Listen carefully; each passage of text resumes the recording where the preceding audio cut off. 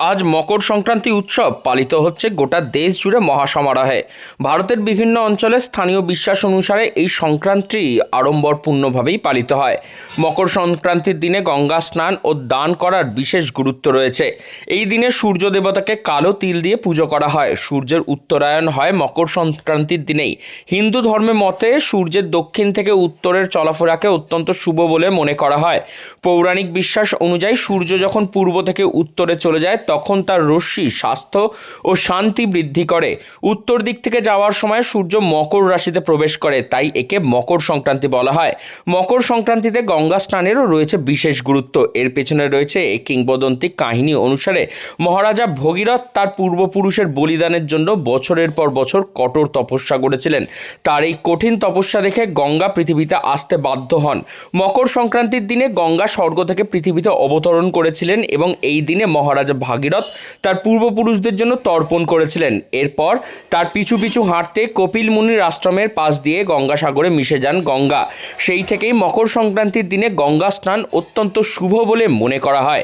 এই দিন মকর সংক্রান্তি উপলক্ষে বিভিন্ন গঙ্গার ঘাটগুলিতে স্নানের জন্য সকাল থেকেই ভিড় লক্ষ্য করা গেছিল এবং সেই একই রকমভাবে ভিড় চোখে পড়েছে হুগলিরও বিভিন্ন গঙ্গার ঘাটগুলিতে। বলো। আজকে তো মকর সংক্রান্তি, সেই উপলক্ষে আমাদের এই চুচুড়া ময়ূরপঙ্খী ঘাট, যেখানে প্রতি রবিবার সন্ধ্যা 6টার সময় আমাদের গঙ্গা আরতি হয়। বিগত 3 বছর ধরে হচ্ছে। গত মাসে ডিসেম্বরে আমরা 22 তারিখে এই মা গঙ্গার মূর্তি স্থাপন করতে পেরেছি। চুচুড়া পৌরসভার স্বাস্থ্য প্রতিনিধি মাননীয় শ্রী জয়দেব অধিকারী মহাশয় তত্ত্বাবধানে এবং ওনার সম্পূর্ণ সহযোগিতায় এই মূর্তি স্থাপন। তো আজকে সকাল থেকে আমাদের মন্দির খোলা এবং প্রত্যেক দিন সকাল 8টার সময় মন্দির খোলা হয়।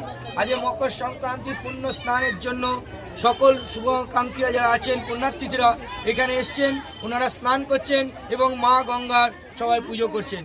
মা গঙ্গার কাছে একটাই প্রার্থনা এবং সবার কাছেই যে আপনারা মা গঙ্গাকে সম্পূর্ণ পরিষ্কার রাখবেন, স্বচ্ছ রাখবেন, এই আশা নিয়েই আপনারা আসুন এবং আগামী দিন যেন আপনাদের সম্পূর্ণ ভালো কাটে, এই আমরা আপনাদের সবার কাছে এবং ঈশ্বরের কাছে, মায়ের কাছে এটাই প্রার্থনা করব।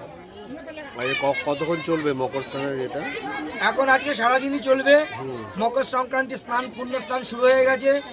এখন সারাদিন যে যতক্ষণে আসতে পারবেন, কিন্তু চেষ্টা করবেন দুপুর 12টার আগে প্রত্যেকে পুণ্য স্নানটা করে নেওয়ার। কি নাম আপনার? আমার নাম হচ্ছে মৃত্যুঞ্জয় আচার্য। আমি আমরা এখানে এই দিন মকর সংক্রান্তি উপলক্ষে হুগলির বিভিন্ন গঙ্গার ঘাটগুলিতে স্নানের জন্য সকাল থেকেই ভিড় লক্ষ্য করা যায়। শুধু গঙ্গা স্নান নয়, গঙ্গা স্নান ছাড়ার পর মন খুলে সবাইকে দান ধ্যান করেন পুণ্যার্থীরা। মকরের এই বিশেষ দিনে বলা যায় সূর্য দক্ষিণায়ন থেকে উত্তরায়ণের পথে যায়। এই দিন সূর্য ধনু রাশি ছেড়ে মকর রাশিতে প্রবেশ করেন। এই কারণেই এই দিনকে অত্যন্ত শুভ বলে মনে করা হয়। তাই শুভ দিনে সমস্ত মানুষ এখন ব্যস্ত গঙ্গা স্নান সেরে মন পবিত্র করতে। তারপরে হুগলির চুচুড়ার ময়ূরপঙ্খী ঘাটে সেখানে একেবারে গঙ্গা দেবীকে পুজো দিয়ে পুণ্যার্থীরা নিজের মনের আশা জানাচ্ছেন মা গঙ্গার কাছে। এদিন সকাল থেকেই পুণ্যার্থীদের ভিড় গঙ্গা স্নানের জন্য। গোটা দিন ব্যাপী চলবে মকরের পূর্ণ গঙ্গা স্নান। সেই মোতাবেক গঙ্গার ঘাটগুলিতে মানুষজনের ভিড় একেবারে লক্ষ্য করা যাচ্ছে। একই সঙ্গে মানুষজন স্নান করার পরে তারা পূজা অর্চনা দিচ্ছেন, দান ধ্যান করছেন।